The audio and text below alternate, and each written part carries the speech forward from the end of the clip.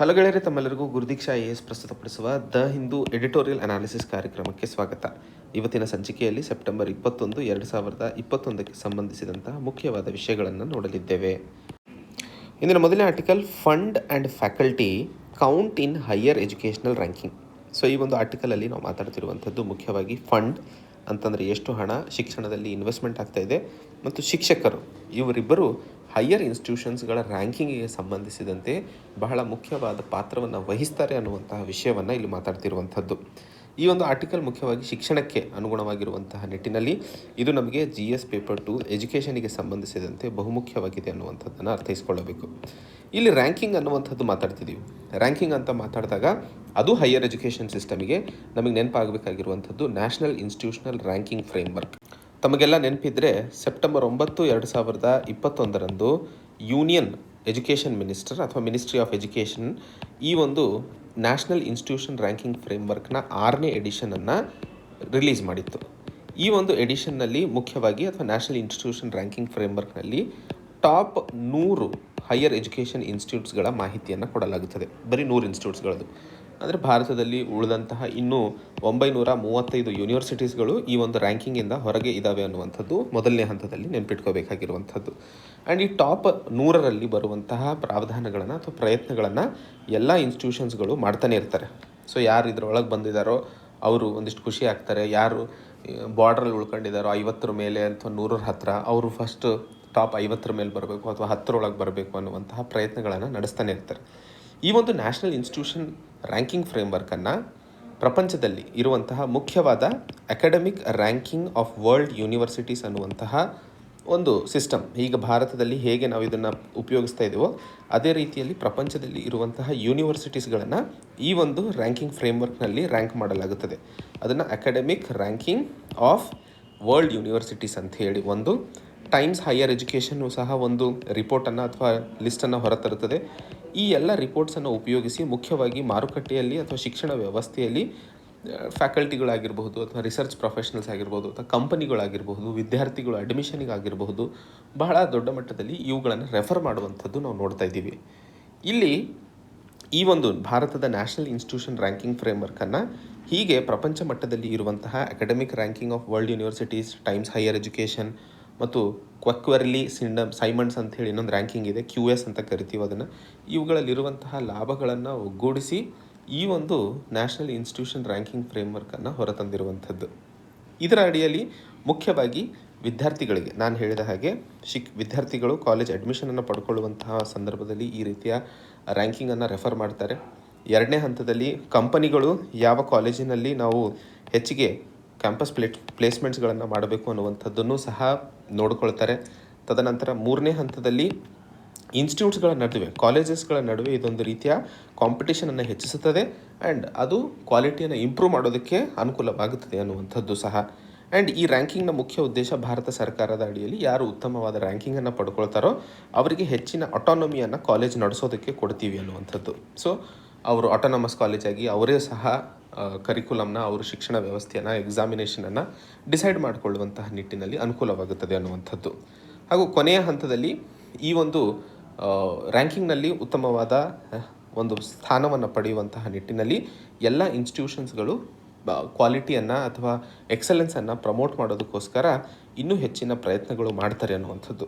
So ಈ ಒಂದು national institution ರ್ಯಾಂಕಿಂಗ್ನಿಂದಾಗಿ ಇವೆಲ್ಲ ಲಾಭಗಳನ್ನು ನಾವು ಭಾರತದ ಶಿಕ್ಷಣ ವ್ಯವಸ್ಥೆಯಲ್ಲಿ ಅದರಲ್ಲೂ ಉನ್ನತ ಶಿಕ್ಷಣ ವ್ಯವಸ್ಥೆಯಲ್ಲಿ ಆಗ್ತಾ ಇರೋದನ್ನು ನಾವು ಕಾಣ್ತಾ ಇದ್ದೀವಿ.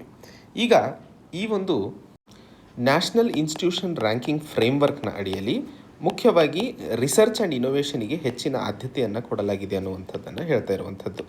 ಈಗ ನಾವು ಹಿಂದೆ ನೋಡಿದ್ವಿ ಏನು ARWU ಅಂತ ಹೇಳಿ, ಅಂದರೆ academic ranking of world university. ಆ ಒಂದು ರ್ಯಾಂಕಿಂಗ್ ಲಿಸ್ಟ್ ಮುಖ್ಯವಾಗಿ ರಿಸರ್ಚ್ ಆಧಾರದ ಮೇಲೆ ರ್ಯಾಂಕಿಂಗನ್ನು ಕೊಡುತ್ತದೆ. ಸೊ ಬೇರೆ ಯಾವ ಪ್ಯಾರಾಮೀಟರ್ಸ್ಗಳನ್ನು ಪರಿಗಣನೆಗೆ ತಗೊಳ್ಳಲ್ಲ. ಇನ್ನೊಂದು ಹೇಳಿದೆ ಟೈಮ್ಸ್ ಸಹ ಒಂದು ರ್ಯಾಂಕಿಂಗನ್ನು ಹೊರತರುತ್ತದೆ ಅನ್ನುವಂಥದ್ದು.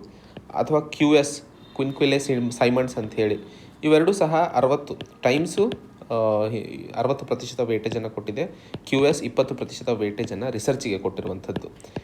ಯಾಕಂದರೆ ಈಗ ನ್ಯಾಷನಲ್ ಇನ್ಸ್ಟಿಟ್ಯೂಷನಲ್ ರ್ಯಾಂಕಿಂಗ್ ಫ್ರೇಮ್ವರ್ಕನ್ನು ಇವುಗಳ ಆಧಾರದ ಮೇಲೆ ತರಲಾಗಿದೆ ಅಂದರೆ ರಿಸರ್ಚಿಗೂ ಆಬ್ವಿಯಸ್ಲಿ ವೇಟೇಜನ್ನು ಕೊಡಲೇಬೇಕಾಗುತ್ತದೆ. ಸೊ ಭಾರತದ ರಿಸರ್ಚ್ ಕ್ಷೇತ್ರದಲ್ಲಿ 30% ವೇಟೇಜನ್ನು ಕೊಟ್ಟಿರುವಂಥದ್ದು ಮೊದಲನೇ ಹಂತದಲ್ಲಿ ನಾವು ತಿಳ್ಕೊಬೇಕಾಗಿರುವಂಥದ್ದು. ಈಗ ಇಲ್ಲಿ ಮುಖ್ಯವಾಗಿ ಇರುವಂತಹ ಅನಾಲಿಸಿಸ್ ಅರ್ಥ ಮಾಡಿಕೊಳ್ಳಬೇಕಾಗಿರುವಂಥದ್ದು, 100 ಯೂನಿವರ್ಸಿಟೀಸ್ಗಳನ್ನು ರ್ಯಾಂಕಿಂಗ್ ಕೊಡ್ತಾ ಇದೆ NIRF, ತಮಗೆ ಗೊತ್ತಾಗಿರುವಂಥದ್ದು. ಟಾಪ್ ಅಥವಾ ಮೊದಲನೇ ಯೂನಿವರ್ಸಿಟಿ, ಬೆಸ್ಟ್ ಯೂನಿವರ್ಸಿಟಿ ಏನಿದೆಯಲ್ಲ, ಅದರ 92.16% ರಿಸರ್ಚಿಗೆ ಸಂಬಂಧಿಸಿದಂತೆ ಉತ್ತಮವಾದ ಪರ್ಫಾರ್ಮೆನ್ಸನ್ನು ತೋರಿಸಿದೆ. ಅದೇ ರ್ಯಾಂಕಸ್ ಕೆಳಗೆ ಹೋದಂಗೆಲ್ಲ 10ನೇ ಸ್ಥಾನದಲ್ಲಿರುವಂತಹ ಯೂನಿವರ್ಸಿಟಿ ತೋರಿಸ್ತಾ ಇರುವಂತಹ ಪರ್ಫಾರ್ಮೆನ್ಸು 60.52%, 52. 20ನೇ ಸ್ಥಾನಕ್ಕೆ ಹೋದರೆ 50.32.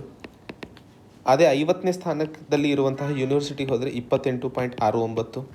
ಕೊನೆ 100ನೇ ಯೂನಿವರ್ಸಿಟಿ ಯಾವುದಾದ್ರೂ ರ್ಯಾಂಕಲ್ಲಿರುವಂಥದ್ದು 4.5% ಮಾತ್ರ ರಿಸರ್ಚನ್ನು ತೋರಿಸ್ಕೊಳ್ತಾ ಇರುವಂಥದ್ದು. ಅಂದರೆ ಮೊದಲನೇ ಯೂನಿವರ್ಸಿಟೀಸಿಗೂ ಲಾಸ್ಟ್ ಯೂನಿವರ್ಸಿಟಿಗೂ ಸುಮಾರು 43% ರಿಸರ್ಚ್ ಕ್ಷೇತ್ರದಲ್ಲಿ ವ್ಯತ್ಯಾಸ ಇದೆ ಅಂತಂದರೆ, ಈ ಒಂದು 100 ಯೂನಿವರ್ಸಿಟೀಸ್ ಬಿಟ್ಟು 350 ಯೂನಿವರ್ಸಿಟೀಸ್ ಇದ್ದಾವೆ ಅಂದೆ, ಅದರ ಪರಿಸ್ಥಿತಿ ಏನಾಗ್ತಾ ಇರಬೇಕು. ಸೊ ದೇಶದಲ್ಲಿ ರಿಸರ್ಚಿಗೆ ಸಂಬಂಧಿಸಿದಂತೆ ಎಷ್ಟರ ಮಟ್ಟಿಗೆ ಉನ್ನತ ಶಿಕ್ಷಣದಲ್ಲಿ ಪ್ರಾವಧಾನಗಳನ್ನು ಮಾಡಲಾಗಿದೆ ಅನ್ನುವಂತಹ ಪ್ರಶ್ನೆಯನ್ನು ಇಲ್ಲಿ ನಾವು ಕೇಳಲು ಪ್ರಯತ್ನಿಸ್ತಿರುವಂಥದ್ದು. ಆ್ಯಂಡ್ ಆರ್ಟಿಕಲ್ನ ಹೆಡ್ಡಿಂಗಲ್ಲಿ ನಾವು ಫಂಡ್ಸ್ ಮತ್ತು ರಿಸರ್ಚ್ ಅಥವಾ ಫ್ಯಾಕಲ್ಟಿ ಅನ್ನುವಂಥದ್ದು ಮಾತಾಡಿದ್ವಿ. ಇವರ ಅವಶ್ಯಕತೆ ಎಷ್ಟರ ಮಟ್ಟಿಗೆ ಇದೆ ರಿಸರ್ಚ್ಗೆ ಅನುಗುಣವಾಗಿ ಅನ್ನುವಂಥದ್ದನ್ನು ನೋಡೋಣ. ಈ ನ್ಯಾಷನಲ್ ಇನ್ಸ್ಟಿಟ್ಯೂಷನಲ್ ರ್ಯಾಂಕಿಂಗ್ ಫ್ರೇಮ್ವರ್ಕನ್ನು ಸ್ಟಡಿ ಮಾಡಿದಾಗ ಗೊತ್ತಾಗಿರುವಂಥದ್ದು, ಒಂದು ಕಾಲೇಜಿನ ರ್ಯಾಂಕಿಂಗು ಅಲ್ಲಿ ಇರುವಂತಹ ಶಿಕ್ಷಕರಿಗೆ ಕೊಡುವಂತಹ ಸ್ಯಾಲರಿಯ ಮೇಲೂ ಆಧಾರವಾಗಿದೆ. ಸ್ಯಾಲರಿ ಹೆಚ್ಚಾದ ಹಾಗೆ ಕಾಲೇಜಿನ ರ್ಯಾಂಕಿಂಗೂ ಸಹ ಹೆಚ್ಚಾಗ್ತಾ ಹೋಗಿದೆ, ಅಂದರೆ ಟಾಪಲ್ಲಿ ಬರ್ತಾ ಹೋಗಿದೆ ಅನ್ನುವಂಥದ್ದು.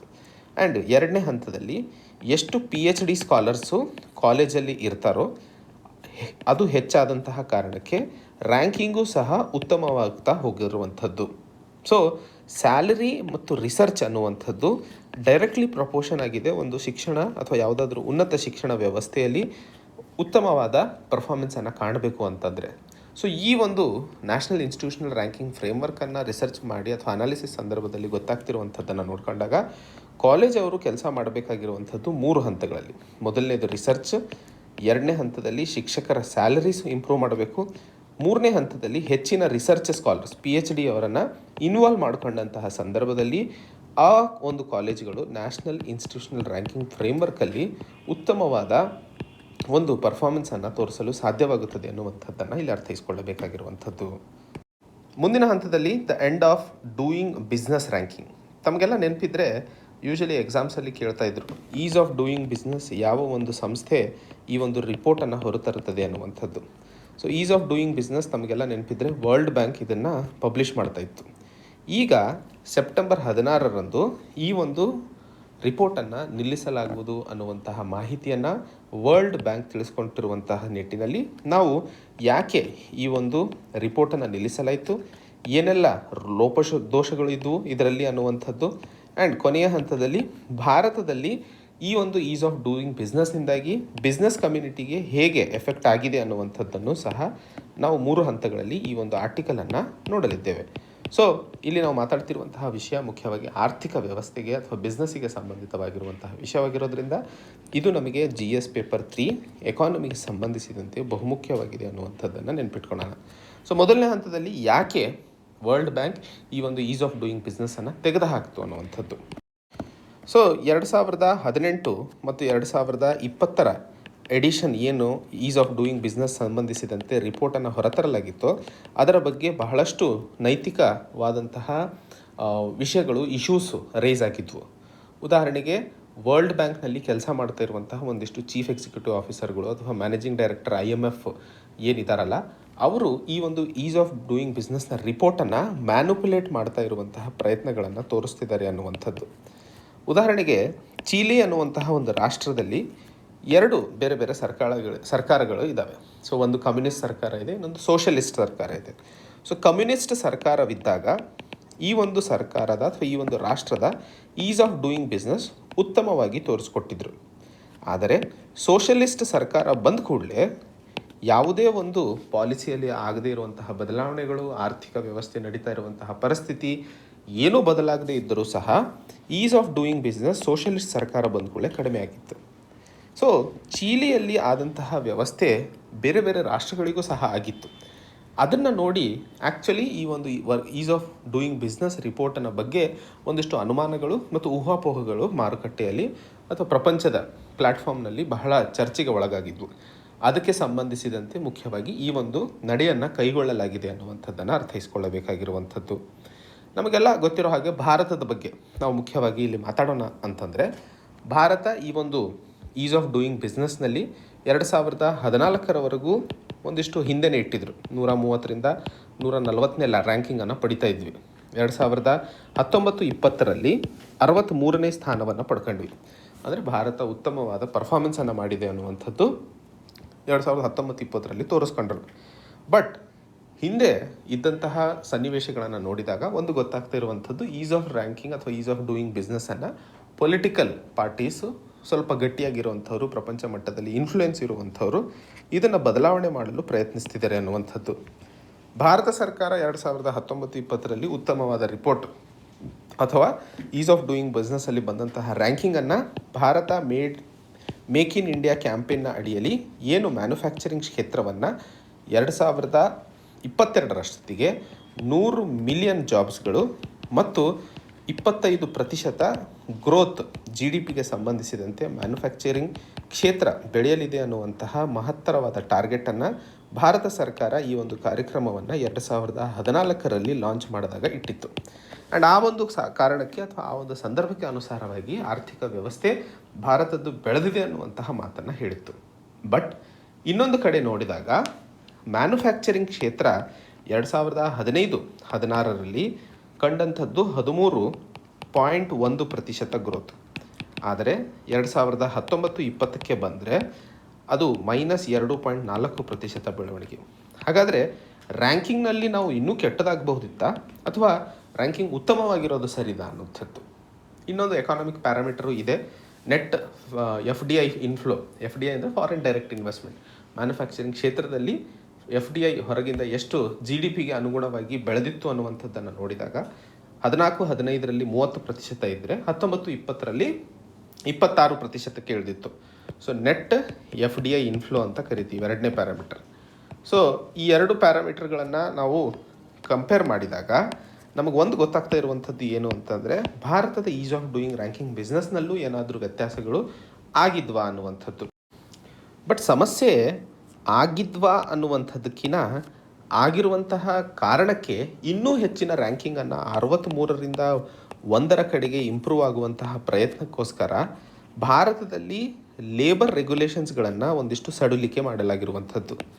ಯಾಕಂದರೆ ಯಾವುದೇ ಈಸ್ ಆಫ್ ಡೂಯಿಂಗ್ ಬಿಸ್ನೆಸ್ನಲ್ಲಿ ಮುಖ್ಯವಾದ ಪ್ಯಾರಾಮೀಟರ್ ಏನಪ್ಪ ಅಂತಂದರೆ, ಯಾರಾದರೂ ಕಂಪನಿಯವರು ಭಾರತದಲ್ಲಿ ಇನ್ವೆಸ್ಟ್ ಮಾಡಬೇಕು ಅಂತಂದರೆ ಅಲ್ಲಿ ಸ್ಟೇಟ್ ರೆಗ್ಯುಲೇಷನ್ ಅನ್ನುವಂಥದ್ದು ಮಿನಿಮಲ್ ಇರಬೇಕು ಅನ್ನುವಂತಹ ಒಂದು ಪಾಯಿಂಟ್ ಆಗಿರುತ್ತದೆ. ಅಂದರೆ ರೆಗ್ಯುಲೇಷನ್ ಬಹಳ ಕಡಿಮೆ ಇರಬೇಕು ಅಂತ. ಸೊ ಆ ಒಂದು ನಿಟ್ಟಿನಲ್ಲಿ ಲೇಬರ್ ಲಾಸ್ಗಳನ್ನು ಭಾರತ ಸರ್ಕಾರ ಒಂದಿಷ್ಟು ಸಡಿಲಿಕೆ ಮಾಡಿತು. ಸಡಿಲಿಕೆ ಮಾಡಿದಂತಹ ಸಂದರ್ಭದಲ್ಲಿ ಹೈಯರ್ ಆ್ಯಂಡ್ ಫೈರ್ ಅನ್ನುವಂತಹ ಸ್ಟ್ರಾಟಜಿ, ಅಂದರೆ ಇದು ಯೂಶಲಿ ಪ್ರೈವೇಟ್ ಕಂಪನಿಯಲ್ಲಿ ಉಪಯೋಗಿಸಲಾಗುತ್ತದೆ. ಅವಶ್ಯಕತೆ ಇದ್ದಾಗ ತಗೋ, ಬೇಡವಾದಾಗ ಬಿಸಾಕು ಅನ್ನುವಂತಹ ಒಂದು ರೀತಿ. ಸೊ ಅದು ಸೋಷಲಿಸ್ಟ್ ಎಕಾನಮಿಲಿ ಯೂಶಲಿ ಇರೋದಿಲ್ಲ. ಕ್ಯಾಪಿಟಲಿಸ್ಟ್ ಎಕಾನಮಿಗಳಲ್ಲಿ ಇದನ್ನು ಜಾಸ್ತಿ ನೋಡ್ತೀವಿ ನಾವು. ಸೊ ಭಾರತದಲ್ಲಿ ಈ ರೀತಿಯ ಫ್ರೀ ಮಾರ್ಕೆಟಿಗೆ ಸಂಬಂಧಿಸಿದಂತೆ ಒಂದಿಷ್ಟು ವ್ಯವಸ್ಥೆಯನ್ನು ಡೆವಲಪ್ ಮಾಡೋದ ಕಡೆ ಭಾರತ ಸರ್ಕಾರ ಕೈಯನ್ನು ಮುಂದೆ ಚಾಚಿತು. ಎರಡನೇ ಹಂತದಲ್ಲಿ ಲೇಬರ್ ಡಿಪಾರ್ಟ್ಮೆಂಟಿಂದ ಇನ್ಮೇಲೆ ಯಾವುದೇ ಇನ್ಸ್ಪೆಕ್ಷನ್ಗಳು ಮಾಡುವ ಅವಶ್ಯಕತೆ ಇಲ್ಲ ಅನ್ನುವಂಥದ್ದನ್ನು ಸಹ ಮಾಡಿತ್ತು. ಮುಂಚೆ ಮ್ಯಾಂಡೇಟರಿ ಮಾಡಲೇಬೇಕಿತ್ತು, ಬಟ್ ತದನಂತರ ಮಾಡುವಂಥದ್ದು ಏನೂ ಅವಶ್ಯಕತೆ ಇಲ್ಲ ಅನ್ನುವಂಥದ್ದು ಹೇಳ್ತು. ಹೀಗೆ ಮಾಡಿದಂತಹ ಬದಲಾವಣೆಗಳಿಂದಾಗಿ ತಮಗೆಲ್ಲ ನೆನಪಿದ್ರೆ, ಕರ್ನಾಟಕದ ವಿಸ್ಟ್ರನ್ ಐಫೋನ್ ಫೆಸಿಲಿಟಿಯಲ್ಲಿ ಒಂದಿಷ್ಟು ಕಾರ್ಮಿಕರು ಮತ್ತು ಮ್ಯಾನೇಜ್ಮೆಂಟ್ ನಡುವೆ ಆದಂತಹ ಗಲಾಟೆಯಿಂದಾಗಿ ಸುಮಾರು 400 ಕೋಟಿ ರೂಪಾಯಿ ಲಾಸ್ ಆಯಿತು ಅಂತ. ಸೊ ಈ ರೀತಿಯ ಸಂದರ್ಭಗಳು ಭಾರತದಲ್ಲಿ ಬಹಳ ಬೆಳೀತಾ ಹೋಗ್ತಾ ಇರುವಂತಹ ಕಾರಣ, ಬೇರೆ ಬೇರೆ ಊರುಗಳಲ್ಲಿ, ಬೇರೆ ಬೇರೆ ಇಂಡಸ್ಟ್ರಿಗಳಲ್ಲಿ, ಬೇರೆ ಬೇರೆ ಸೆಕ್ಟರ್ಗಳಲ್ಲಿ ಈ ರೀತಿಯ ಲೇಬರ್ ಲಾಸ್ನಲ್ಲಿ ಮಾಡಿದಂತಹ ಸಡಿಲಿಕೆಯೇ ಮುಖ್ಯ ಕಾರಣವಾಗಿದೆ ಅನ್ನುವಂಥದ್ದು. ವರ್ಲ್ಡ್ ಬ್ಯಾಂಕ್ ಏನೋ ಈಸ್ ಆಫ್ ಡೂಯಿಂಗ್ ಬಿಸ್ನೆಸ್ಸನ್ನು ಒಂದಿಷ್ಟು ಕಾರಣಗಳಿಂದಾಗಿ ತೆಗೆದುಹಾಕುವಂಥದ್ದು ಅಥವಾ ನಿಲ್ಲಿಸಿರುವಂಥದ್ದೇನೋ ಸರಿ. ಆದರೆ ಭಾರತ ಸರ್ಕಾರ ಭಾರತದ ಆರ್ಥಿಕ ವ್ಯವಸ್ಥೆಯನ್ನು ಅರ್ಥೈಸಿಕೊಳ್ಳದೆ ಮಾಡಿದಂತಹ ಬದಲಾವಣೆಗಳು ಲಾಂಗ್ ಟರ್ಮ್ನಲ್ಲಿ ಎಷ್ಟು ದೊಡ್ಡ ಮಟ್ಟದಲ್ಲಿ ಎಫೆಕ್ಟ್ ಆಗ್ತವೆ ಅನ್ನುವಂಥದ್ದನ್ನು ನೋಡಿಕೊಳ್ಳದೆ ಹೀಗೆ ಮಾಡಿದಂತಹ ಬದಲಾವಣೆಗಳಿಂದಾಗಿ ನಿಜವಾಗಲೂ ಭಾರತದ ಆರ್ಥಿಕ ವ್ಯವಸ್ಥೆಗೆ ಅನುಕೂಲವಾಗುತ್ತದೆಯಾ ಅನ್ನುವಂತಹ ಪ್ರಶ್ನೆಯನ್ನು ಇಲ್ಲಿ ಕೇಳಲು ಪ್ರಯತ್ನಿಸ್ತಿರುವಂಥದ್ದು. ಸೊ ಇಲ್ಲಿ ನಾವು ಈಸ್ ಆಫ್ ಡೂಯಿಂಗ್ ಬಿಸ್ನೆಸ್ ಏನಿತ್ತು, ಅದರಿಂದಾಗಿ ಭಾರತದ ಮೇಲೆ ಯಾವ ರೀತಿಯ ಪ್ರಭಾವ ಆಗಿದೆ ಅನ್ನುವಂಥದ್ದನ್ನು ಸಹ ಇಲ್ಲಿ ಅರ್ಥೈಸ್ಕೊಂಡ್ವಿ. ಮುಂದಿನ ಹಂತದಲ್ಲಿ time to criminalise marital rape. ಮದುವೆ ಆದಂತಹ ಸಂದರ್ಭದಲ್ಲಿ ಗಂಡ ಹೆಂಡತಿಯರ ನಡುವೆ ಆಗುವಂತಹ ಫೋರ್ಸ್ಫುಲ್ ಸೆಕ್ಸಿಗೆ ರೇಪ್ ಅನ್ನುವಂತಹ ಪ್ರಾವಧಾನ ಮಾಡುವ ಅವಶ್ಯಕತೆ ಇದೆ ಅನ್ನುವಂತಹ ಮಾಹಿತಿಯನ್ನು ಇಲ್ಲಿ ನಾವು ಮಾತಾಡ್ತಿರುವಂಥದ್ದು. ಸೊ ಈ ಒಂದು ಆರ್ಟಿಕಲಲ್ಲಿ ಮಾತಾಡ್ತಿರುವಂತಹ ವಿಷಯ ಮುಖ್ಯವಾಗಿ ನಮಗೆ GS ಪೇಪರ್ 2 ಸೋಷಲ್ ಜಸ್ಟಿಸಿಗೆ ಸಂಬಂಧಿಸಿದಂತೆ ಬಹುಮುಖ್ಯವಾಗಿದೆ ಅನ್ನುವಂಥದ್ದನ್ನು ಅರ್ಥೈಸ್ಕೊಳ್ಳಬೇಕಾಗಿರುವಂಥದ್ದು. ಸೊ ಮೊದಲನೇ ಹಂತದಲ್ಲಿ ಏನಿದು ಕಾನೂನು ಆ್ಯಂಡ್ ಯಾಕೆ ಇದನ್ನು ತೆಗೆಯುವ ಅವಶ್ಯಕತೆ ಇದೆ ಅನ್ನುವಂಥದ್ದು. ತಮಗೆಲ್ಲ ಹಿಂದಿನ ಸುದ್ದಿ ವಿಶ್ಲೇಷಣೆಯಲ್ಲೂ ನಾವು ನೋಡಿದ್ವಿ. ಸೆಕ್ಷನ್ 375 ಮುಖ್ಯವಾಗಿ IPC ಸೆಕ್ಷನ್ನ ಅಡಿಯಲ್ಲಿ ರೇಪಿಗೆ ಸಂಬಂಧಿತವಾಗಿರುವಂತಹ ಒಂದು ಕಾನೂನಾಗಿರುತ್ತದೆ. ಇದರಲ್ಲಿ ಒಂದು ಎಕ್ಸೆಪ್ಷನ್ ಇದೆ, ಎಕ್ಸೆಪ್ಷನ್ 2. ಈ ಎಕ್ಸೆಪ್ಷನ್ 2ರಲ್ಲಿ ಇರುವಂತಹ ಪ್ರಾವಧಾನದ ಅಡಿಯಲ್ಲಿ ಯಾರಾದರೂ ಒಬ್ಬ ವ್ಯಕ್ತಿ ತನ್ನ ಹೆಂಡತಿಯ ಜೊತೆಯಲ್ಲಿ ಮಾಡಿದಂತಹ ಲೈಂಗಿಕ ಸಂಭೋಗಕ್ಕೆ ಆ ಹೆಂಡತಿ ಏನಾದರೂ 18 ವಯಸ್ಸಿನ ಮೇಲಿದ್ದರೆ ಅದನ್ನು ರೇಪ್ ಅಂತ ಪರಿಗಣನೆ ಮಾಡೋ ಹಾಗಿಲ್ಲ ಅನ್ನುವಂಥದ್ದು ಈ ಒಂದು ಕಾನೂನಿನ ಅಡಿಯಲ್ಲಿ ಕೊಟ್ಟಿರುವಂತಹ ಪ್ರಾವಧಾನ. ಈ ಒಂದು ಕಾನೂನಿಗೆ ಸಂಬಂಧಿಸಿದಂತೆ ಆ್ಯಕ್ಚುಲಿ 2 ಜಜ್ಮೆಂಟ್ಸ್ಗಳು ತುಂಬ ಚರ್ಚೆಯಲ್ಲಿದ್ದವು. ಮೊದಲನೇದು ಕೇರಳ ಹೈಕೋರ್ಟ್ ಕೊಟ್ಟಂತಹ ತೀರ್ಪು, ಎರಡನೇದು ಛತ್ತೀಸ್ಗಢ ಹೈಕೋರ್ಟ್ ಕೊಟ್ಟಂತಹ ತೀರ್ಪು. ಈ 2 ತೀರ್ಪುಗಳನ್ನು ನಾವು ನೋಟ್ ಮಾಡ್ಕೊಳ್ಳುವಂಥದ್ದು, ತಿಳ್ಕೊಳ್ಳುವಂಥದ್ದು ಅವಶ್ಯಕತೆ ಇದೆ. ಕೇರಳ ಹೈಕೋರ್ಟಲ್ಲಿ ಒಂದು ಕೇಸ್ ನಡೀತಾ ಇತ್ತು. ಆ ಕೇಸ್ನಲ್ಲಿ ಗಂಡನ ವಿರುದ್ಧ ಹೆಂಡತಿ ಹಾಕಿದಂತಹ ಕೇಸು ಮುಖ್ಯವಾಗಿ ಆ ಗಂಡನಿಂದಾಗಿ ಮಾನಸಿಕ ಹಿಂಸೆ ಹಾಗೂ ದೈಹಿಕ ಚಿತ್ರಹಿಂಸೆಯನ್ನು ಪಡ್ತಾ ಇದ್ದೀನಿ ಅನ್ನುವಂತಹ ವಿಷಯವನ್ನು ಪರಿಗಣನೆಗೆ ತಗೊಂಡು ಮುಖ್ಯವಾಗಿ ಎಕ್ಸೆಪ್ಷನ್ 2 ಸೆಕ್ಷನ್ 375 ಅಡಿಯಲ್ಲಿ ಯಾವುದೇ ಒಂದು ಶಿಕ್ಷೆ ಕೊಡಲು ಪ್ರಾವಧಾನವಿಲ್ಲದಿದ್ದರೂ ಸಹ ಆ ಹೆಣ್ಣಿಗೆ ತನ್ನ ದೇಹ ಹಾಗೂ ತನ್ನ ಮಾನಸಿಕ ದೃಷ್ಟಿಕೋನವನ್ನು ಬೆಳೆಸುವಂಥದ್ದು ಅಥವಾ ಕಾಪಾಡುವಂಥದ್ದನ್ನು ಪರಿಗಣನೆಗೆ ತಗೊಂಡು ಆ ಹೆಣ್ಣಿಗೆ ಡಿವೋರ್ಸ್ ಕೊಡುವಂತಹ ಪ್ರಾವಧಾನವನ್ನು ಮಾಡಬಹುದು ಅನ್ನುವಂತಹ ತೀರ್ಪನ್ನು ಕೇರಳ ಹೈಕೋರ್ಟ್ ಕೊಟ್ಟಿತ್ತು. ಆದರೆ ಇನ್ನೊಂದು ತೀರ್ಪಿನಲ್ಲಿ ಛತ್ತೀಸ್ಗಢ ಹೈಕೋರ್ಟ್ನಲ್ಲಿ ಇದ್ದಂತಹ ಕೇಸು, ಅಲ್ಲಿ ಗಂಡನ ಮೇಲೆ 2 ಚಾರ್ಜಸ್ಗಳು ಬಿದ್ದಿದ್ವು. ಒಂದು ಮ್ಯಾರಿಟಲ್ ರೇಪ್ ಅಥವಾ ರೇಪ್ ಅನ್ನುವಂಥದ್ದು ಸೆಕ್ಷನ್ 375 ಅಡಿಯಲ್ಲಿ, ಇನ್ನೊಂದು ದೈಹಿಕ ಕಿರುಕುಳ ಅನ್ನುವಂಥದ್ದು. ಸೊ ಈ ರೇಪ್ ಅನ್ನುವಂತಹ ಚಾರ್ಜಸನ್ನು ಛತ್ತೀಸ್ಗಢ ಹೈಕೋರ್ಟ್ ಹೊಡೆದಾಕಿ ಗಂಡ ಮತ್ತು ಹೆಂಡತಿಯ ನಡುವೆ ಆಗುವಂತಹ ಯಾವುದೇ ಲೈಂಗಿಕ ಸಂಭೋಗವನ್ನು ಎಕ್ಸೆಪ್ಷನ್ 2 ಸೆಕ್ಷನ್ 375 ಅಡಿಯಲ್ಲಿ ರೇಪ್ ಅಂತ ಪರಿಗಣನೆ ಮಾಡೋ ಹಾಗಿಲ್ಲ ಅಥವಾ ಮಾಡಲು ಬರೋದಿಲ್ಲ. ಆ್ಯಂಡ್ ಅದ್ರಾಗ ಹೆಂಡತಿ 18 ವರ್ಷಕ್ಕಿಂತ ಕಡಿಮೆ ಇಲ್ಲ. 18 ವಯಸ್ಸಿನ ಕಡಿಮೆ ಇದ್ದರೆ ಅದನ್ನು ಲೈಂಗಿಕ ಅಥವಾ ರೇಪ್ ಅಂತ ಪರಿಗಣನೆಗೆ ತಗೊಳ್ಳಲಾಗುತ್ತದೆ ಅನ್ನುವಂಥದ್ದು. 2 ಕೋರ್ಟ್ಗಳು ಕೊಟ್ಟಂತಹ ಜಡ್ಜ್ಮೆಂಟ್ ಒಂದೇ, ಕಾನೂನಾತ್ಮಕವಾಗೇ ಇತ್ತು. ಬಟ್ ಕೇರಳ ಹೈಕೋರ್ಟ್ ಕೊಟ್ಟಂತಹ ತೀರ್ಪನ್ನು ಒಂದಿಷ್ಟು ಜನ ಪ್ರಶಂಸೆಗೆ ಒಳಪಡಿಸಿದರು. ಯಾಕಂದರೆ ಇಲ್ಲಿ ಮುಖ್ಯವಾಗಿ ಹೆಣ್ಣಿನ ವಿರುದ್ಧ ಆಗುವಂತಹ ದೌರ್ಜನ್ಯವನ್ನು ಪರಿಗಣನೆಗೆ ತಗೊಂಡು ಅಲ್ಲಿ ಇನ್ನೊಂದು ಪ್ರಾವಧಾನವನ್ನು ಮಾಡಿಕೊಡಲಾಯಿತು. ಸೊ ದಟ್ ಹೆಣ್ಣು ಮುಂದೆ ಜೀವನದಲ್ಲಿ ಬೇರೆ ಅವಕಾಶಗಳನ್ನು, ದಾರಿಗಳನ್ನು ಹುಡುಕೊಳ್ಳಲು ಸಾಧ್ಯವಾಗುತ್ತದೆ ಅನ್ನುವಂಥದ್ದು. ಸೊ ಈ ಒಂದು ಸಿಚುವೇಶನ್ ಏನು ನಡೀತಲ್ಲ, ಈ ಒಂದು ಕಾರಣದಿಂದಾಗಿ ಮುಖ್ಯವಾಗಿ ಮ್ಯಾರಿಟಲ್ ರೇಪ್ ಈ ಎಕ್ಸೆಪ್ಷನ್ ಏನು ಸೆಕ್ಷನ್ 375 ಅಡಿಯಲ್ಲಿ ಕೊಡಲಾಗಿದೆಯೋ ಇದನ್ನು ತೆಗೆದುಹಾಕುವ ಅವಶ್ಯಕತೆ ಇದೆಯಾ ಅನ್ನುವಂತಹ ಚರ್ಚೆ ಇವತ್ತು ನಡೀತಾ ಇರುವಂಥದ್ದು. ಈ ಮ್ಯಾರಿಟಲ್ ರೇಪಿಗೆ ಸಂಬಂಧಿಸಿದಂತೆ ಜಸ್ಟಿಸ್ ವರ್ಮಾ ಕಮಿಟಿ ಅಂತ ಒಂದು ರಚನೆ ಮಾಡಲಾಗಿತ್ತು.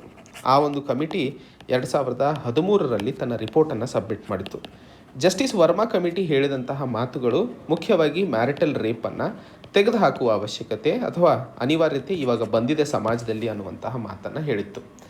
ಯುರೋಪಿಯನ್ ಕಮಿಷನ್ನು ಸಹ ಮುಖ್ಯವಾಗಿ ರೇಪಿಸ್ಟ್ಗಳು ಗಂಡ ಆಗಿರಲಿ ಅಥವಾ ಬೇರೋನಾಗಿರಲಿ ರೇಪಿಸ್ಟ್ ಅನ್ನುವಂತಹ ಮಾತನ್ನೇ ಹೇಳಿತ್ತು. ಬಹಳಷ್ಟು ರಾಷ್ಟ್ರಗಳಲ್ಲಿ ಪ್ರಪಂಚದಲ್ಲಿ, ಉದಾಹರಣೆಗೆ ಸೌತ್ ಆಫ್ರಿಕಾ, ಆಸ್ಟ್ರೇಲಿಯಾ, ಕ್ಯಾನಡಾ ಈ ಒಂದು ರಾಷ್ಟ್ರಗಳಲ್ಲಿ ಆಗಲೇ ಮ್ಯಾರಿಟಲ್ ರೇಪನ್ನು ಕ್ರಿಮಿನಲೈಸ್ ಮಾಡಲಾಗಿದೆ. ಆದರೆ ಭಾರತ ಯಾಕೆ ಆ ಒಂದು ದಾರಿಯಲ್ಲಿ ಮುಂದೆ ಸಾಗ್ತಾ ಇಲ್ಲ ಅನ್ನುವಂಥದ್ದು ತಿಳ್ಕೊಬೇಕಾಗಿರುವಂಥದ್ದು. ಹೀಗೆ ಯುರೋಪಿಯನ್ ಯೂನಿಯನ್ನು ಮತ್ತು ಸೌತ್ ಆಫ್ರಿಕಾ, ಆಸ್ಟ್ರೇಲಿಯಾ, ಕೆನಡಾ ರಾಷ್ಟ್ರಗಳ ಮಾದರಿಯಲ್ಲೇ ಜಸ್ಟಿಸ್ ವರ್ಮಾ ಕಮಿಟಿ 2013ರಲ್ಲಿ ಸಬ್ಮಿಟ್ ಮಾಡಿದಂತಹ ರಿಪೋರ್ಟ್ನ ಆಧಾರದಲ್ಲೂ ಸಹ ಅಥವಾ ರೆಕಮೆಂಡೇಷನ್ಲೂ ಸಹ ಮ್ಯಾರಿಟಲ್ ರೇಪಿಗೆ ಸಂಬಂಧಿಸಿದಂತೆ ಏನು ಎಕ್ಸೆಪ್ಷನ್ IPC ಸೆಕ್ಷನಲ್ಲಿ ನಾವು ಕಾಣಿಸ್ತಾ ಇದ್ದೀವೋ ಆ ಎಕ್ಸೆಪ್ಷನನ್ನು ತೆಗೆದುಹಾಕುವಂತಹ ಮಾತನ್ನು ಹೇಳಿರುವಂಥದ್ದು. ಹಾಗಾದರೆ ಈ ಒಂದು ಸಜೆಷನನ್ನು ಭಾರತ ಸರ್ಕಾರ ಅಥವಾ ಸರ್ಕಾರ ಎಕ್ಸೆಪ್ಟ್ ಮಾಡಿಲ್ಲ ಅನ್ನುವಂಥದ್ದು. ಇಲ್ಲಿ ಮುಖ್ಯವಾಗಿ ಹೇಳ್ತಾ ಇರುವಂಥದ್ದು, ಇದನ್ನು ತೆಗೆದುಹಾಕಿದಂತಹ ಸಂದರ್ಭದಲ್ಲಿ 2 ಸಮಸ್ಯೆಗಳನ್ನು ನಾವು ಕಾಣ್ತೀವಿ ಅನ್ನುವಂಥದ್ದು. ಮೊದಲನೇ ಹಂತದಲ್ಲಿ ಈಗ ಹೆಣ್ಣು ಮಕ್ಕಳು ಈ ಒಂದು ಪ್ರಾವಧಾನವನ್ನು ಮಿಸ್ಯೂಸ್ ಮಾಡುವಂತಹ ಚಾನ್ಸಸ್ ಜಾಸ್ತಿ ಆಗ್ತವೆ ಅನ್ನುವಂಥದ್ದು. ಎರಡನೇ ಹಂತದಲ್ಲಿ ಹೇಳಿರುವಂಥದ್ದು ಏನಾದರೂ ಮಿಸ್ಯೂಸ್ ಆಗದೇ ಇದ್ದಿದ್ದಲ್ಲೂ ಸಹ ಇರುವಂತಹ ಕೇಸನ್ನು ಪ್ರೂವ್ ಮಾಡೋದು ಪೊಲೀಸರಿಗೆ ಕಷ್ಟ ಆಗುತ್ತೆ ಅನ್ನುವಂಥದ್ದು. ಮಿಸ್ಯೂಸ್ ಆಗುತ್ತೆ ಅನ್ನೋದಕ್ಕೆ ಫಸ್ಟ್ ಆಫ್ ಆಲ್ ನಮ್ಮ ಹತ್ರ ಯಾವುದೇ ಸ್ಟ್ಯಾಟಿಸ್ಟಿಕಲ್ ಡೇಟಾ ಇಲ್ಲ. ಯಾವುದೇ ಒಂದು ಮಾತನ್ನು ನೀವು ಊಹಿಸ್ಕೊಂಡು ಅಥವಾ ನಿಮ್ಗೆ ಅನಿಸುತ್ತೆ ಅಂದ್ಕೊಳ್ಳಿ ಅದು ನಿಜ ಆಗುತ್ತೆ ಅನ್ನುವಂಥದ್ದು ಏನೂ ಇರಲ್ಲ. ಇದನ್ನು ಪ್ರಯತ್ನ ಮಾಡೋದಂತರೂ ಭಾರತದ ಕಡೆಗೆ ಅವಕಾಶ ಹಾಗೂ ಸರ್ಕಾರದ ಕಡೆಗೆ ಇದೆ. ಕೇಸ್ ಪ್ರೂವ್ ಮಾಡುವಂಥದ್ದು ಆಗಲ್ಲ ಅಂತ ಹೇಳಿ ಆಗ್ತಿರೋ ತಪ್ಪನ್ನು ನಡೆಯುತ್ತೆ ಬಿಡು ಅಂತ ಹೇಳಿ ಬಿಡುವಂಥದ್ದು ತಪ್ಪು.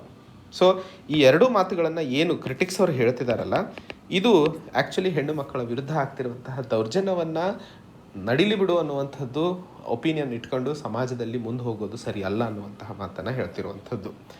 ಇದೇ ಸಂದರ್ಭದಲ್ಲಿ ಆ್ಯಕ್ಚುಲಿ ಅಡಲ್ಟ್ರಿ ತಮಗೆಲ್ಲ ನೆನಪಿದ್ರೆ ಸೆಕ್ಷನ್ 377 ಸರ್ವೋಚ್ಚ ನ್ಯಾಯಾಲಯವು ಡಿಕ್ರಿಮಿನಲೈಸ್ ಮಾಡ್ತು ಅಂತಂದರೆ ಅನ್ಯಾಚುರಲ್ ಸೆಕ್ಸ್, ಇಬ್ಬರು ಗಂಡಸರ ನಡುವೆ ಆಗುವಂತಹ ಸಂಭೋಗ ಆಗಿರಬಹುದು, ಹೆಣ್ಮಕ್ಕಳ ನಡುವೆ ಆಗುವಂತಹ ಸಂಭೋಗ, ಹುಡುಗ ಹುಡುಗಿ ಅದನ್ನು ಅನ್ಯಾಚುರಲ್ ಸೆಕ್ಸ್ ಅಂತ ಕರಿತೀವಿ.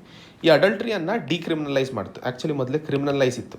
ಇದನ್ನು ಡಿಕ್ರಿಮಿನಲೈಸ್ ಮಾಡಬೇಕಾದ್ರೆ ಸರ್ವೋಚ್ಚ ನ್ಯಾಯಾಲಯವು Joseph shine versus union of India case 2018 ಆ ಒಂದು ಜಜ್ಮೆಂಟಲ್ಲಿ ಹೇಳಿರುವಂಥದ್ದು ಮುಖ್ಯವಾಗಿ ಇದನ್ನು ಬೇಕಾದ್ರೆ ಬರ್ಕೊಳ್ಳಿ.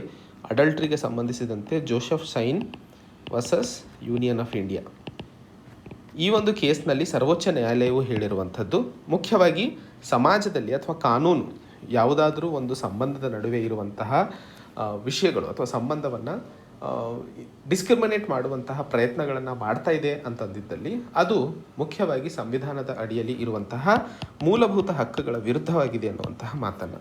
ಅಂದರೆ ಈಗ ಸೆಕ್ಷನ್ 375 ಅಡಿಯಲ್ಲಿ ಇರುವಂತಹ ಎಕ್ಸೆಪ್ಷನ್ 2 ಅನ್ನುವಂಥದ್ದು ಮುಖ್ಯವಾಗಿ ಡಿಸ್ಕ್ರಿಮಿನೇಷನ್ ಮಾಡ್ತಾ ಇದೆ ಹೆಣ್ಣು ಮಕ್ಕಳಿಗೆ.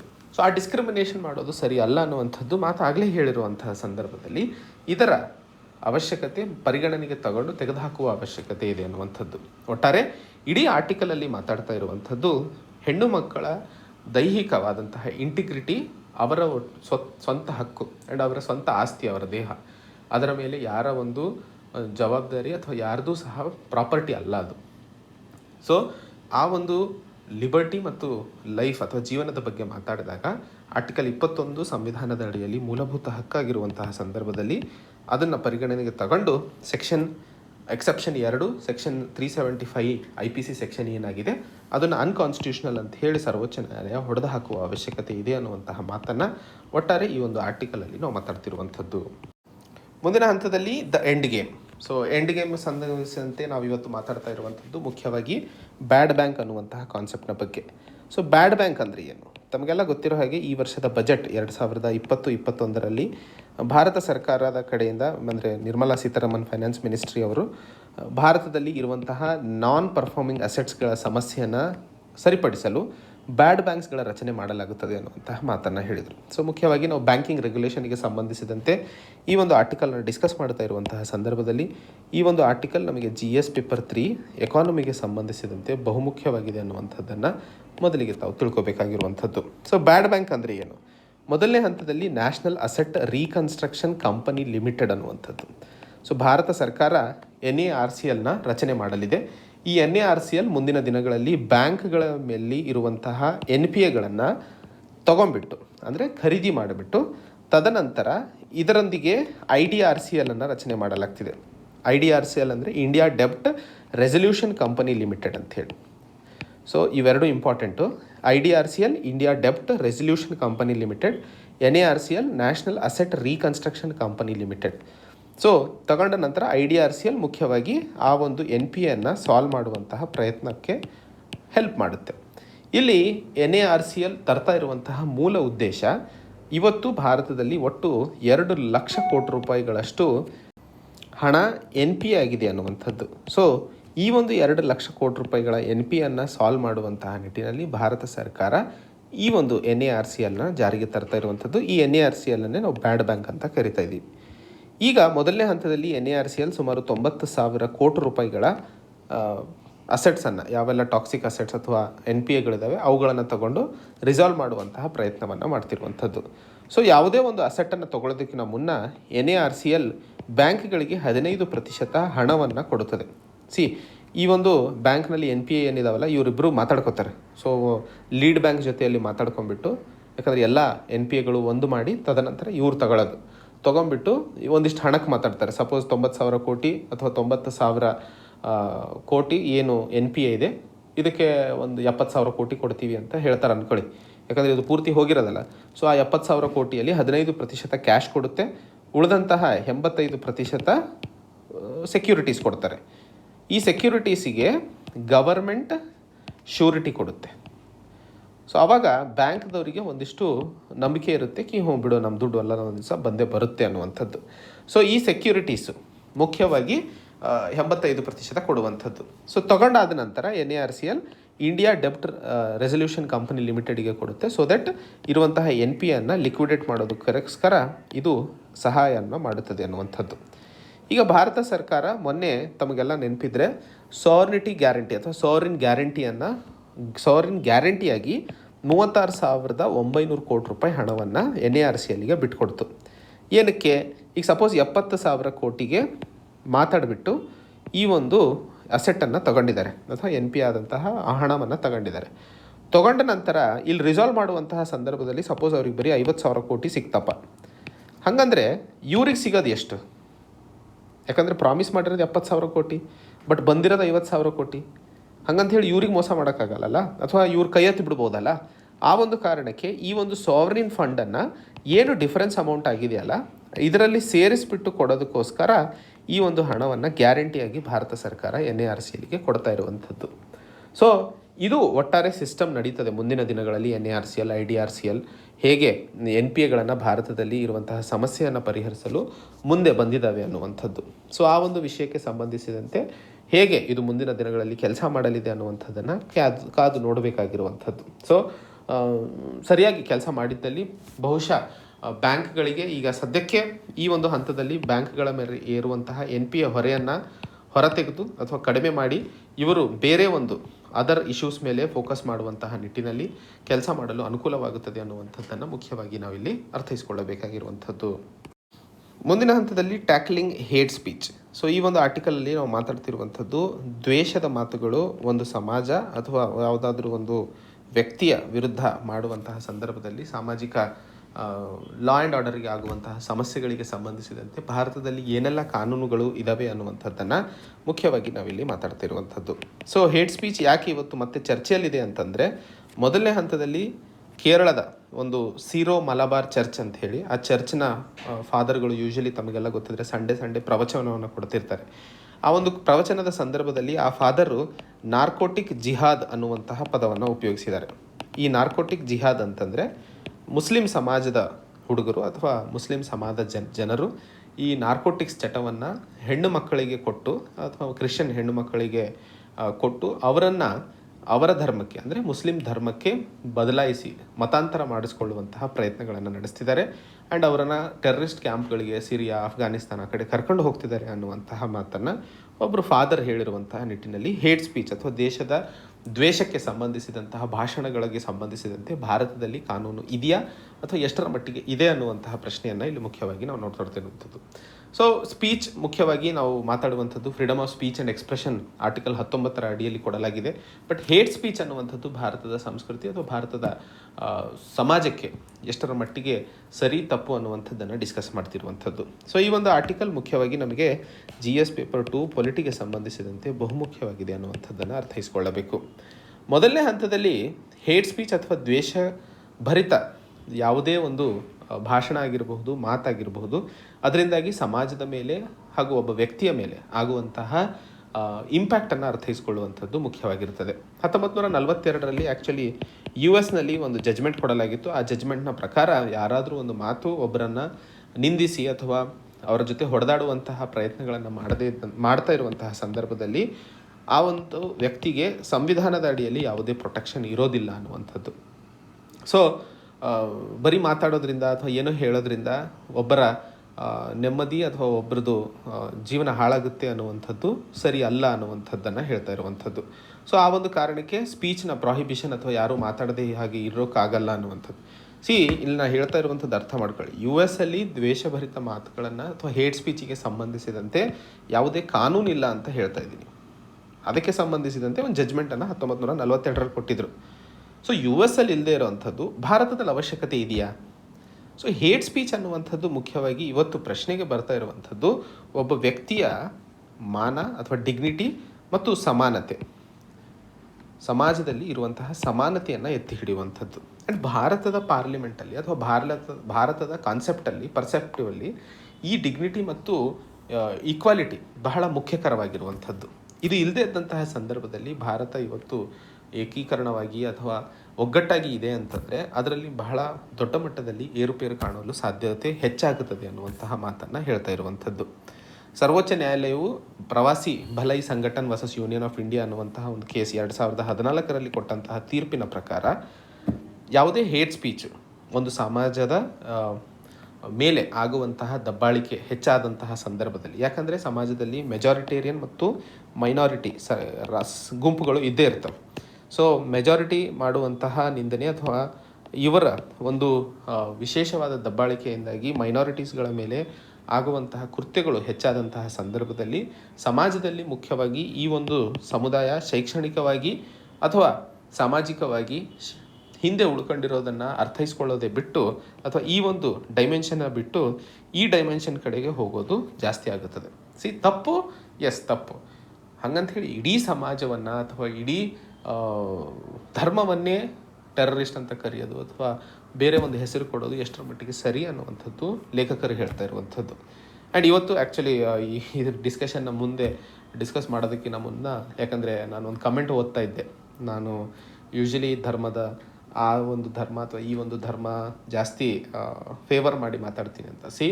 ಮೊದಲನೇ ಹಂತದಲ್ಲಿ ನಾನು ತಮಗೆಲ್ಲ ಕ್ಲಿಯರಾಗಿ ಹೇಳಲು ಬಯಸುವುದೇನೆಂದರೆ, ನಾನು ಮಾಡುವಂತಹ ಸುದ್ದಿ ವಿಶ್ಲೇಷಣೆ ಮುಖ್ಯವಾಗಿ ಹಿಂದೂ ನ್ಯೂಸ್ ಪೇಪರಲ್ಲಿ ಬಂದಿರುವಂತಹ ಲೇಖಕರ ಅಭಿಪ್ರಾಯವಾಗಿರ್ತದೆ. ಎಲ್ಲೂ ಸಹ ನನ್ನ ಸ್ವಂತ ಅಭಿಪ್ರಾಯಗಳನ್ನು ಬಹಳ ಯೂಸ್ ಮಾಡಲ್ಲ. ಅದು ಏನಾದರೂ ಸ್ಟಡೀಸಿಗೆ ಸಂಬಂಧವಾಗಿದ್ದರೆ ಮಾತ್ರ. ಸೊ ಭಾರತದ ಪ್ರಜಾಪ್ರಭುತ್ವ ಸೆಟಪ್ನಲ್ಲಿ ಎಲ್ಲರಿಗೂ ತನ್ನದೇ ಆದ ಆಲೋಚನೆ ಹಾಗೂ ಫಿಲಾಸಫಿಯನ್ನು ಇಟ್ಕೊಳ್ಳುವಂತಹ ಪೂರ್ಣವಾದ ಸ್ವತಂತ್ರ ಇದೆ. ಬಟ್ ಹಾಗಂಥೇಳಿ ಇದು ನಮಗೆ ಎಕ್ಸಾಮಿನೇಷನಿಗೆ, ಯಾಕಂದರೆ ನಮ್ಮ ಧರ್ಮ, ಸಂವಿಧಾನ, ನಮ್ಮ ಕೆಲಸ, ನಮ್ಮ ಸರ್ವಿಸು. ಸೊ ಆ ಒಂದು ನಿಟ್ಟಿನಲ್ಲಿ ನಾನು ಕೆಲಸ ಮಾಡೋದು. ಸೊ ತಮಗೆ ಏನಾದರೂ ಅನಿಸಿದ್ದಲ್ಲಿ ದಯವಿಟ್ಟು ಅದನ್ನು ಅನ್ಯಥಾ ಭಾವಿಸಬೇಡಿ. ನಾನು ಹೇಳುವಂತಹ ಮಾಹಿತಿ ತಮಗೆ ಸರಿ ಅನ್ನಿಸ್ಬಹುದು ಅಥವಾ ತಪ್ಪು ಅನ್ನಿಸ್ಬಹುದು. ಬಟ್ ಲೇಖಕರು ಕೊಟ್ಟಿರುವಂತಹ ಪಾಯಿಂಟ್ಸ್ಗಳನ್ನು ತಮ್ಮಲ್ಲಿ ಅಥವಾ ತಮಗೆ ತಿಳಿಸುವುದು ನನ್ನ ಮುಖ್ಯ ಉದ್ದೇಶವಾಗಿರ್ತದೆ ಈ ಒಂದು ನ್ಯೂಸ್ ಪೇಪರ್ನಲ್ಲಿ. ಸೊ ದಯವಿಟ್ಟು ಯಾವುದೇ ಕಾರಣಕ್ಕೂ ಇದನ್ನು ಔಟ್ ಆಫ್ ದ ಕಾಂಟೆಕ್ಸ್ಟ್ ತಗೋಬೇಡಿ. ಜನರಲ್ ಡಿಸ್ಕಷನ್ ಅಥವಾ ಜನರಲ್ ಡಿಬೇಟಿಗೆ ಬೇರೆ ಪ್ಲ್ಯಾಟ್ಫಾರ್ಮ್ಸ್ಗಳಿದ್ದಾವೆ. ಇದು ಮುಖ್ಯವಾಗಿ ತಾವೆಲ್ಲರೂ ಒಂದು ಉನ್ನತ ಸ್ಥಾನಕ್ಕೆ ಹೋಗಿ ತಾವು ಈ ಒಂದು ಸಮಾಜಕ್ಕೆ ಒಂದು ಉತ್ತಮವಾದ ಕೊಡುಗೆಯನ್ನು ಕೊಟ್ಟು ಬದಲಾವಣೆ ಕಡೆಗೆ ತಾವು ಒಂದು ರೂಪ ಆಗಬೇಕು ಅನ್ನುವಂಥದ್ದು ನನ್ನ ಮುಖ್ಯ ಉದ್ದೇಶ ಆಗಿರುತ್ತದೆ ಅಷ್ಟೇ. ಸೊ ಮುಖ್ಯವಾಗಿ ಇಲ್ಲಿ ನಾವು ಮಾತಾಡ್ತಾ ಇರುವಂಥದ್ದು ಹೀಗೆ, ಈ ಒಂದು 2014ರ ಜಡ್ಜ್ಮೆಂಟ್ನಲ್ಲಿ ಕೊಟ್ಟಿರುವಂತಹ ಪ್ರಕಾರ ಮೆಜಾರಿಟಿ ಮತ್ತು ಮೈನಾರಿಟಿ ಎರಡು ಗುಂಪುಗಳು ಇದ್ದಾಗ ಮೈನಾರಿಟಿಗಳ ಮೇಲೆ ಬೇಕಾದಂತಹ ವಿಷಯಗಳನ್ನು ಆಲೋಚನೆ ಮಾಡೋದನ್ನು ಬಿಟ್ಟು ಬೇರೆದನ್ನು ಆಲೋಚನೆ ಮಾಡುವುದು ಜಾಸ್ತಿ ಆಗುತ್ತದೆ ಅನ್ನುವಂಥದ್ದು.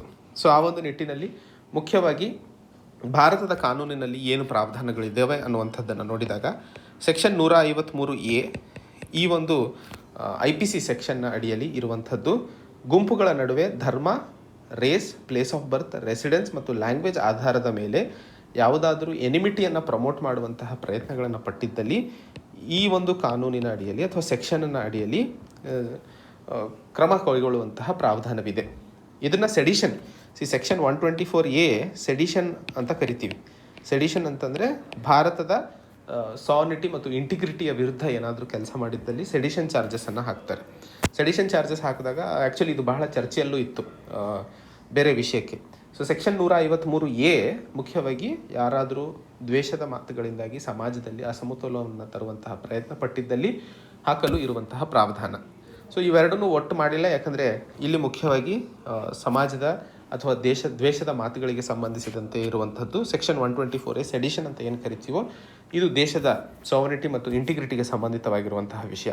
ಸೊ ಇಲ್ಲಿ ನಾವು ಮುಖ್ಯವಾಗಿ ಸಾಮಾಜಿಕ ಪೀಸ್ ಅಥವಾ ಶಾಂತಿಯುತ ವಾತಾವರಣವನ್ನು ಕಾಪಾಡಿಕೊಂಡು ಹೋಗುವಂತಹ ನಿಟ್ಟಿನಲ್ಲಿ ಭಾರತ ಸರ್ಕಾರ ಈ ಒಂದು ನಡೆಯನ್ನು ಕೈಗೊಳ್ಳಬೇಕಾಗಿರುವಂಥದ್ದು ಮುಖ್ಯವಾಗಿರುತ್ತದೆ.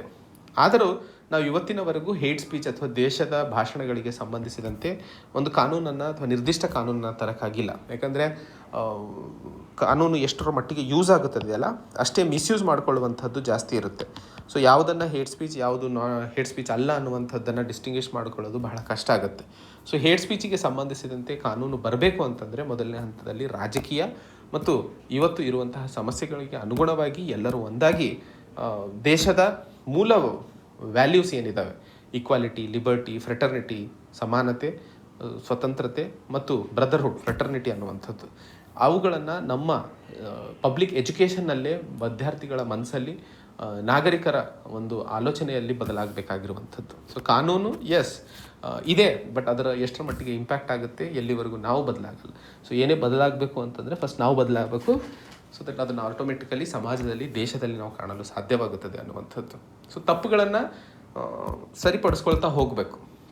ಈಗ 3 ಜನ ಮಕ್ಕಳಲ್ಲಿ ಒಬ್ಬ ಕಳ್ತನ ಮಾಡಿದ್ದಾನೆ ಅಂತಂದರೆ 3 ಕಳ್ಳರೇ ಆಗಲ್ವಲ್ಲ. ಸೊ ಅವ್ನು ತಪ್ಪು ಮಾಡಿದವನಿಗೆ ಸರಿಪಡಿಸ್ಕೊಳ್ಳುವಂತಹ ಅವಕಾಶ ಅಥವಾ ಸರಿ ಮಾಡುವಂತಹ ಜವಾಬ್ದಾರಿ ನಮ್ಮದಾಗಿರುತ್ತೆ. ಸೊ ಏನೇ ಆಗಲಿ, ಈ ದೇಶದ ಅಖಂಡತೆ, ಈ ದೇಶದ ಏಕೀಕರಣ ಅಥವಾ ಈ ದೇಶವನ್ನು ಒಗ್ಗೂಡಿಸಿ ಇಡುವಂಥದ್ದು ನಾವು ಎಲ್ಲರೂ ಭಾರತೀಯರಾಗಿ ಪ್ರಿಯಾಂಬಲಲ್ಲಿ ನಮ್ಮನ್ನು ನಾವು ಕೊಟ್ಕೊಂಡಿದ್ದೀವಿ. ಸೊ ಆ ಒಂದು ನಿಟ್ಟಿನಲ್ಲಿ ಈ ದೇಶವನ್ನು ಒಂದು ಸುವರ್ಣ ರಾಷ್ಟ್ರವಾಗಿ ಹೊರತರುವಂಥದ್ದು ನಮ್ಮೆಲ್ಲರ ಜವಾಬ್ದಾರಿಯಾಗಿರುತ್ತದೆ. ಸೊ ಇದು ಇವತ್ತಿನ ಸುದ್ದಿ ವಿಶ್ಲೇಷಣೆ ಗೆಳೆಯರೆ. ಮತ್ತೆ ಹೊಸ ಸಂಚಿಕೆಯೊಂದಿಗೆ ಭೇಟಿಯಾಗೋಣ. ಅಲ್ಲಿಯವರೆಗೆ ತಮ್ಮ ಆರೋಗ್ಯವನ್ನು ಚೆನ್ನಾಗಿ ಕಾಪಾಡ್ಕೊಳ್ಳಿ, ಚೆನ್ನಾಗಿ ಓದಿ ಅಂತ ಹೇಳ್ತಾ ಇವತ್ತಿನ ಈ ಒಂದು ಸಂಚಿಕೆಯನ್ನು ಇಲ್ಲಿಗೆ ಮುಗಿಸ್ತೇನೆ. ಜೈ ಹಿಂದ್, ಜೈ ಕರ್ನಾಟಕ.